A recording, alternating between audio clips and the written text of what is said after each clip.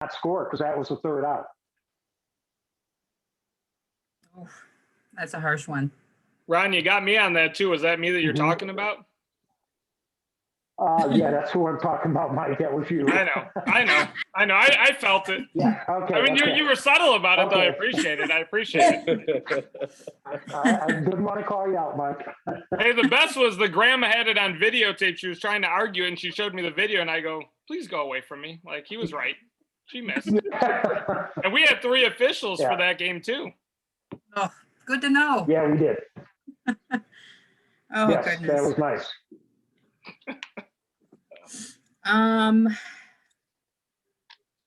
How often do you come out to appeal a call when you know the call was right because you need a show? I never do. Most of the time, if I'm defending one of my players, I'll do it, even though I don't think they were right, but I'll defend them for 10 seconds. At least let my players know I am backing them up if they think for sure that the call was missed. I'll say for me, never, just because I know when I really do want to appeal a call for, and I really think I'm right, I don't want you to think, oh, here he comes again. He's just going to complain about another thing. So I try not to just make a show and just appeal everything. I try to pick and choose specific times. I don't want you thinking that's all I'm going to do is come out and complain. So for me, I never do that.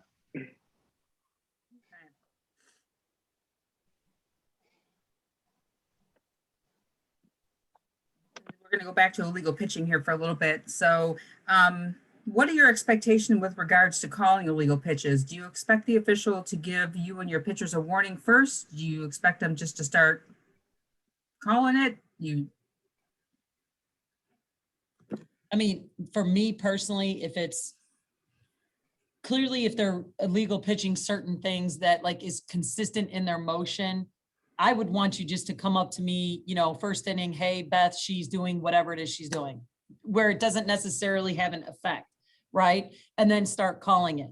But if it's something that's clearly blatant, you have to call that just as you see it, because sometimes a pitcher may be legal the entire game, but do something illegal that's super blatant. I think that you need to call it, you know?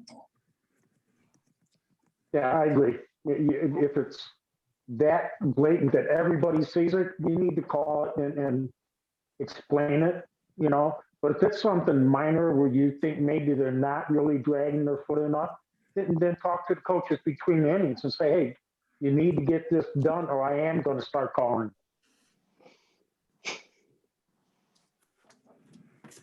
Good. Do any of your girls on your team use any tracking devices on their bat for use of path, speed, or angle? Any attachable equipment? Not that I'm aware of.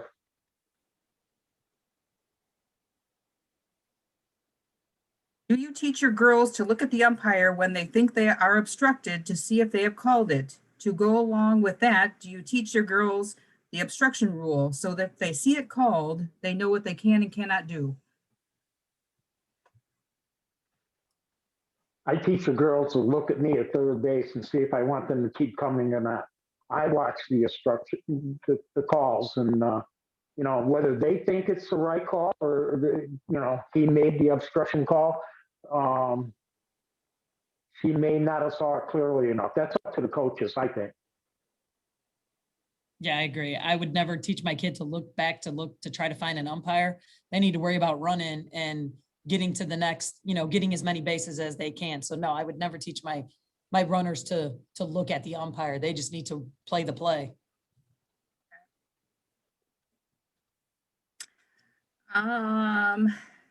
Now we're going to get into the hard part of the program. We waited a little bit. We got rid of all the easy questions first, and now we're going to have the hard questions.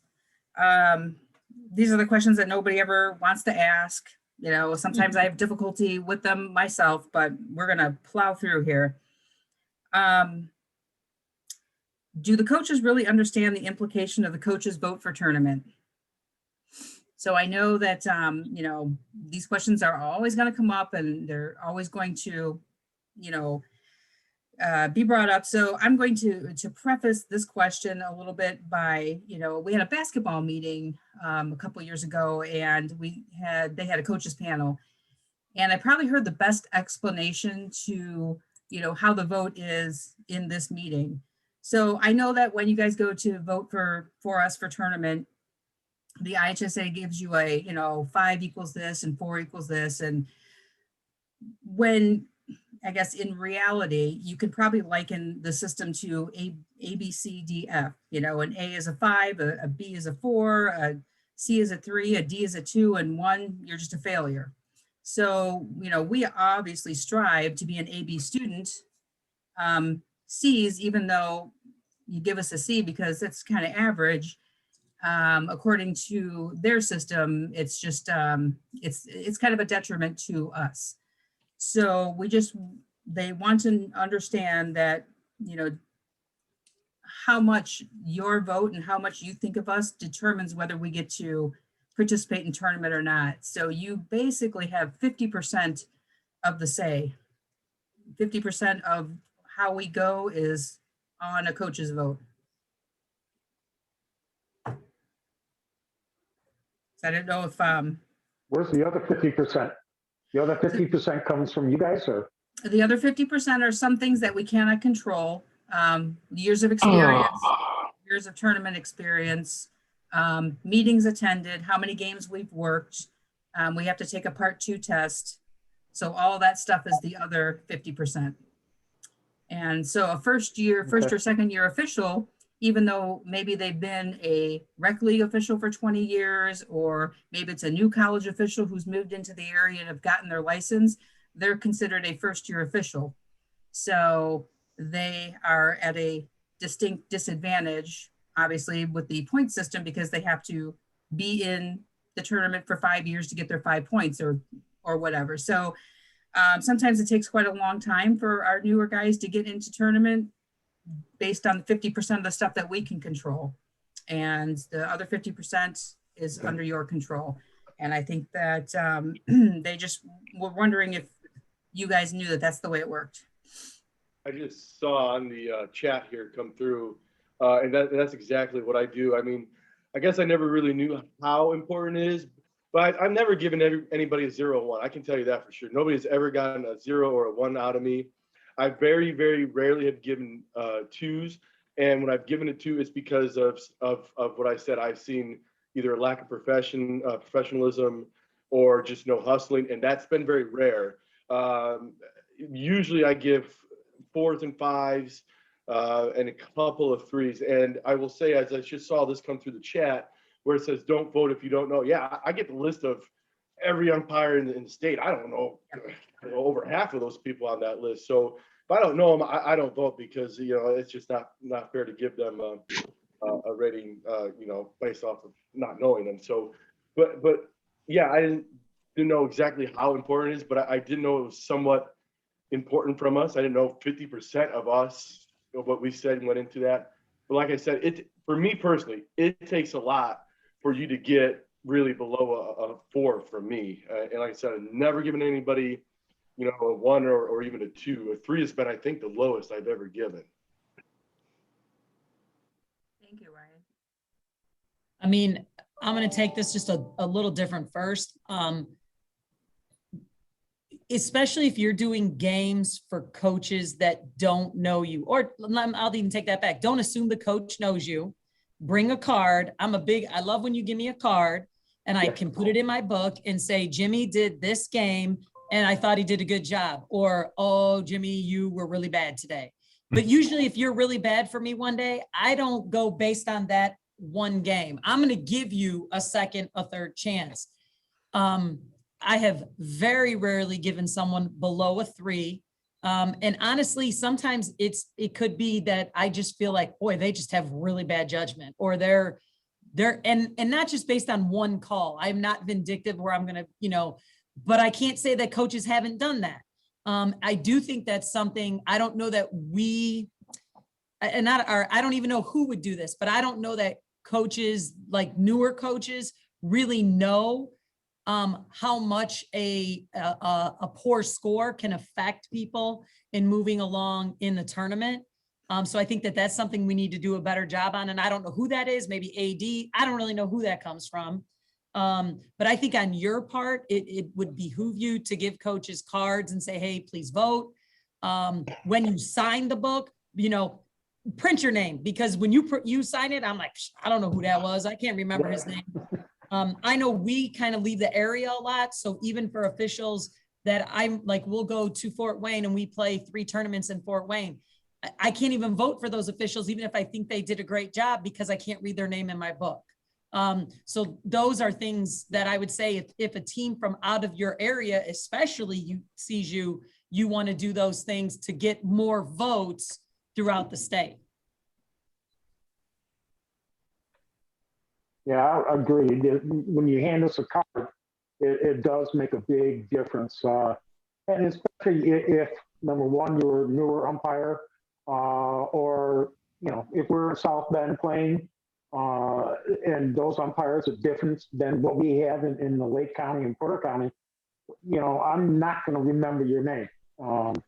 So yeah, and again, very rare do I give something below a 3. And again, it's basically based on hustle. If you don't hustle and get where you're supposed to be, to me, you're just there for the paycheck.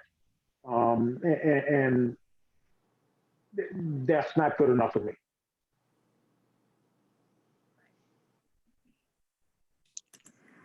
To piggyback on that a little bit, it's been said that the best officials are the ones who are not noticed. That's true, but many officials are having a tough time moving up the officiating ladder, even though they do a fine job. They work hard and keep their noses clean.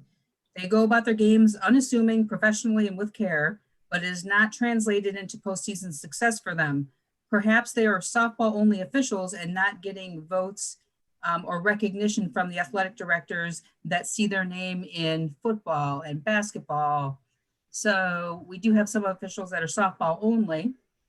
I know that after you guys, vote, I think that your athletic directors kind of go through the list and double check it for you, from what I understand with some of them. So I think that would be also a good idea for, for everyone to have a card. So, some of them are, I think, maybe just a little quiet or professional or unassuming. And I think maybe a card would help them as well. But so that, some of these guys are softball only. So it's real hard for them to get their name out there because you only see them during softball time.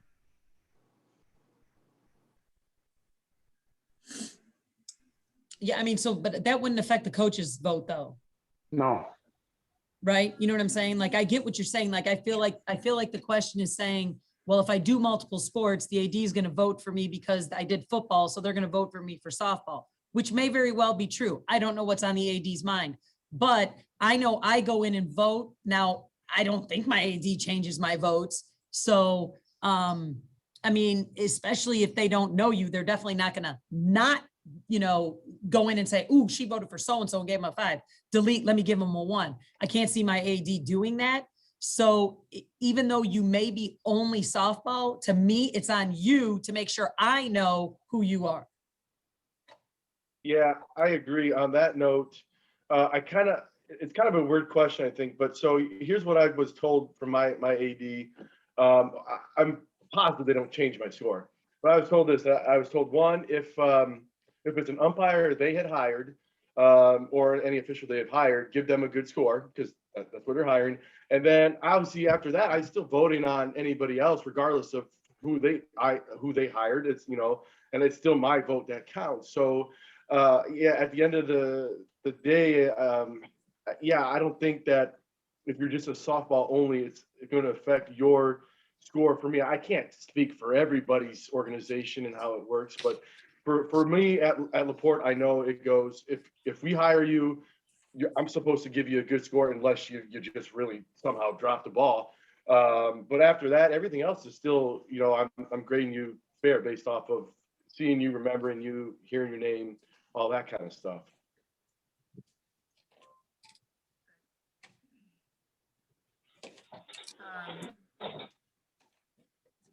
we are going to move away from the vote because I'll be glad to move away from that topic.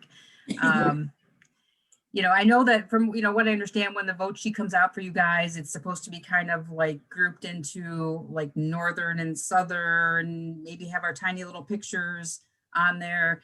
I do my best to send out an email right before the vote to you guys, just letting you know that these are the people that have applied for tournament from Lake County, and this is their picture and this is their name, and that's all I do. Just so you can put a name with a face, and these are the people that from here that work your games that have applied. So we don't ask for votes. We never ask for votes. We ask that we just be rated fairly. I guess that's all. And I'll be honest, Michelle, getting that email and being able to look at the pictures, that makes a big difference. Like me, again, I look at their area where they're from, because more than likely I go based on area or where I've been. And then I try to go based on name, but sometimes that's super hard to do. But then I go look at, do I recognize their picture, and then go back and vote. So having that picture there and getting that email, it is really helpful. Are the pictures that are sent with the vote for you guys recognizable, or? Yeah, usually. Yeah, definitely. And not all of them have pictures, do they? No, that's No. That is a lesson to all of you as to why I tell you to put your picture on my Makes a IHSAA, big so that they difference. can see you. Not you and your dog, just you from the head and shoulders up, so they can recognize who you are when it comes to vote. So whoever doesn't have their picture on my IHSA, look, it helps. And I will take pictures of you if I see you in a uniform, if you would like to put it up there for you. We will move on to, what is your stance on expanding the strike zone in a one-sided game? What about the kids that don't get to play that much? You're putting, I guess that's a two-part question. What is your stance on when it's a lopsided game and the zone gets expanded? I think that's tough, because I think it depends, because I think there's times you got to you have to, just to get this game over with. There's teams where we play that have no business, and no offense to them, but they have no business playing against us, and the game can be, and I'm having an issue keeping it under 20-0. Okay. And then there's games where it's like, they're not bad, but we're clearly just inching over and over, and we're going to end up probably winning by maybe 12 or 13. That game, yeah, you don't open up the strike zone, right? That way I can get other players in the game. But if it's one of those games where it's going to be 20-0 or more, and it's going to be hard for one side to keep it from going over that, you got to open it up. So you're just going to have to kind of use your judgment on it. Is it a complete blowout, or is it just a little gradual blowout where the other team can kind of get players in and can still play the game at a competitive level? So just use your judgment on that, I think.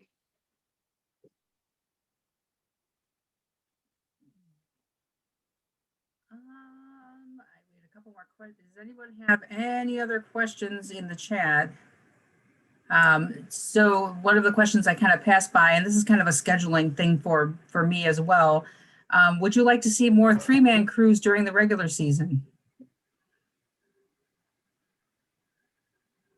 I mean, I think that to me, doesn't make that much of a difference, but where I would like to see it is, I think you need to do it so that you have practice at it come, the postseason. I mean, especially because, if you're someone who's newer, less experienced, you probably don't have as much experience running the 3-man, and your rotations are quite a bit different. So, I mean, I would like to see it only because I think it would benefit you down the road.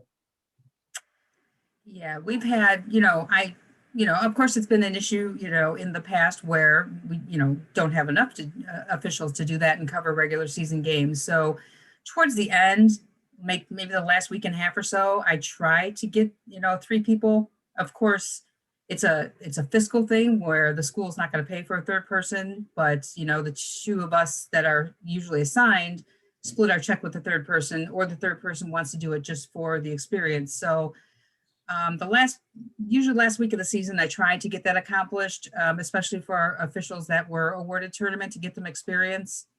So, I mean, the more eyes are the better, I suppose. And the more we do it, the more we'll get more practice. But, I wish that I had the amount of guys to spread 3 people for an entire season, but we have about 147 softball officials registered in Lake County with about 70 of them working consistently. So assigning for 28 schools, the numbers just don't let us have that. But towards the end of the season, and if that's something that you guys would want on your games towards the end of the season, please let me know and I will make it happen for you. And it's also a good experience for us too. I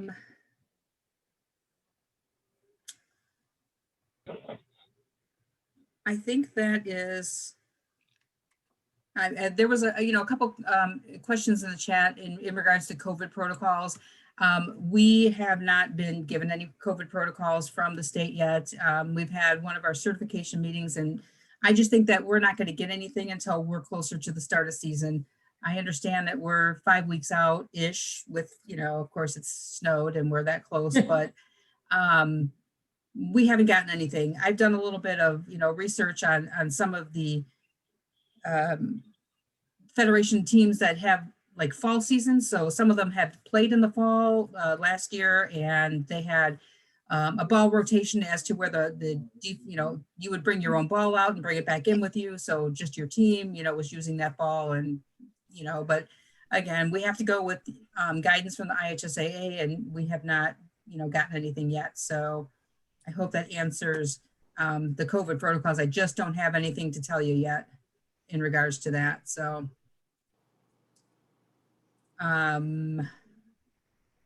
I think that I've gone through all of the questions that we had submitted beforehand. And if anybody has any last couple questions for the crew or anyone, I thank you guys so much for spending some of your night with us. I really do appreciate, everything that you guys do, and you're always willing to, talk to us, and you guys are some of the most approachable coaches that, I have, been lucky to have. So do you have any questions for us, or any comments or statements or anything you want us to know? No, I'm pretty good. Yeah, I mean, we have a lot of chat. Everyone's just really thanking you guys for your time, and I appreciate you guys spending time with us, and anything that I can do to facilitate anything during the year, just reach out and let me know. Even if it's a game that I didn't assign, I'm always happy to step in and help. I know that sometimes it's like a touchy subject, and one doesn't want to say anything, but I appreciate any feedback on any of my guys, because I never know until it's too late. I always get the, well, oh my God, they've been doing this, and I'm like, well, nobody tells me. So sometimes the officials sometimes don't mesh together, or one doesn't want to tell on the other one. But if there are issues, please let me know. But if that is it, I don't think I have any more questions. Everyone said thank you. Everyone appreciates your time. We had like 81 people signed up, 65 people attended. So Good. Thank you guys so much. Thanks for having us. Thanks for having us. All right. Bye. Bye-bye. Yeah. And any of you guys, any of my guys have anything, you guys can unmute. And if you have any questions or anything for me, let me know. And if not, y'all can sign off.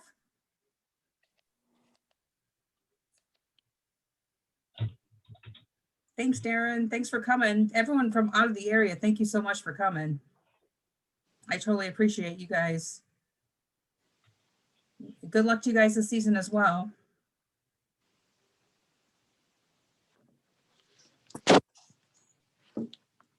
Jason, you got nothing to say, really?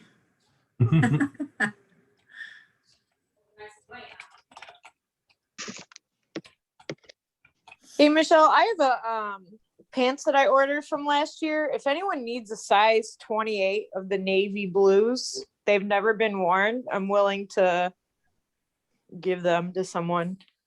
Just that 28, that might be my like 20-year-old daughter size. You're so tiny. I think every guy on here said 28. Is that one leg? Yeah. Yeah, I will. I'll ask my daughter, because I think that she might actually need a pair. So Yeah, if she needs them, she can have them. Okay. I need to get wonderful. a different pair. They run very small, don't they? They do, but it's odd shaped because even if I hem them, from like the crotch area to the top, it covers my whole entire midsection and almost up to my chest. So I don't know. They're man pants. I try to go to like the ASA, like the softball website, and try to order the women's sizes. Those are Okay, a little bit better. I'm too short. It's Oh. too funny looking. Well, I then can't tuck my shirt in. Someone needs to talk to Janice and get you with Janice because you guys are probably about the same height. Yeah, I'm 5 foot, so those pants just, even if you hemmed them, they weren't gonna work. I'll see if I can get a suggestion from well, there's Dale. I see Dale. Dale, ask Janice what kind of pants that Ashley can order. Yeah. Dale's gonna ask Janice because you guys are about the same height. Yeah, I took a picture and sent it to like Danny Escalante, and he was like cracking up. He's like, "Yeah, this won't work." Yeah, they don't make a lot of women's gear for us. No. So yeah, if your daughter wants them, they've never been worn except for me trying them on. No problem. Karen, can you get up real quick? What's up, Dan? Is that Michelle? Yes. Hey, this is Halliday. Hi. Have they given credit for last week's meetings yet? Yeah, For I you did. guys? Yes. Because I didn't. I was on the whole time, and Okay. I know I didn't. We had 2 that were unidentified, but I'll get you credit. I'll go back in there today. Because my picture was up here and my name was on it, so I just assumed you guys had me. Oh, that's okay. I got you now. Okay. Thanks for letting me know. All right. Hey, very good job. And it's nice seeing those coaches. They do a very good job too. Yeah, But the only time I see them is maybe at Twin Lakes. But I'm glad that you guys got to get on and and see some of our northern coaches. I appreciate that you guys signed on. Yep. Thank you. Thanks, Dan. Hey, Michelle, Yes. Trying to figure out how to. it didn't show up for me either, so maybe there was a problem. Okay. I'll double check you too, Fred. I always try to get everybody, and then I figure if I miss anyone, you'll always let me know. Okay. Thanks, Fred. And the Yashola meeting we had tonight, talking about the pictures in myIHSA.net, Uh-huh. that was very important that people get them in there. They specified it's going to be mandatory in the next year or 2 that they have them in. Oh, good. I mean, Okay. I always try to get everyone to put a picture in. It's just gonna, be good for you. Yep. I mean, I understand some, let's just say, officers of the law can't do that. For some reason, if they're into a specialty and they don't want their picture out there, then there's those situations where they couldn't. I understand that. Yeah, but you can also, put something else in instead, I suppose. Maybe a business card or something at least. Yeah, something. It would be more smarter, but I understand. Yeah, Okay. There are some exceptions, but it should be the norm. Yep.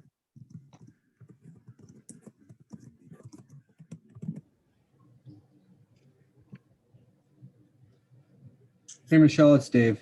Hey, Dave, how are you? Good. How are you? I'm good. Is there like a 0 chance for a new umpire in-person clinic at all? There is not a 0 chance. We are working on that. And I Are you do. really?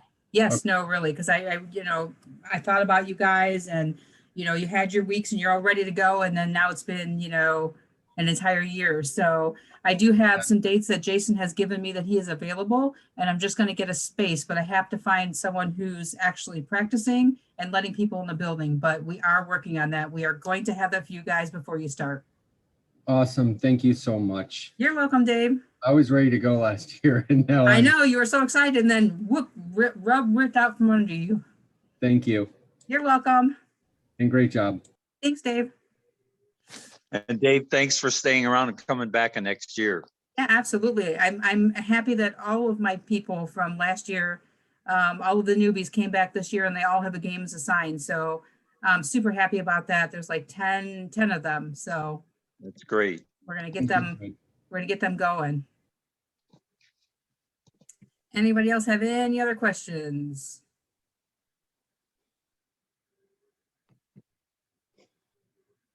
Nope. All right, well, I'll get meeting credit in hopefully today, if not tomorrow. If I miss you, then please shoot me an email because we try to get everyone we can, but sometimes we can't. I did record this meeting, but I kind of started a little bit late because I forgot about that. So we'll get it up in case anyone's missed it and wants to watch it. So thank you guys all for coming. I think that our next meeting, gosh, Jason, what's our next meeting? Is it Next week?